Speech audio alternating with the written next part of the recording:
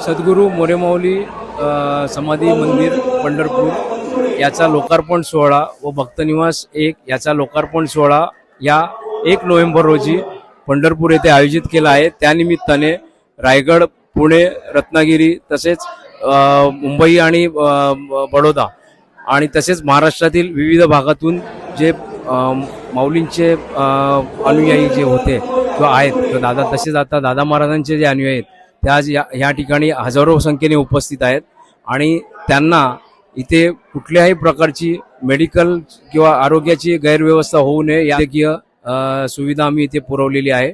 आज गेल्या 4 दिवसात जवळजवळ आम्ही नाही म्हटलं तरी 350-400 पेशंट्स बघितले। तसेच काही जवळच्या म्हणजे जे वयस्कर लोक होती त्या लोकांना आम्ही जवळजवळ 40 ते 50 लोकांना आम्ही चष्मे वाटप केलेले आहे।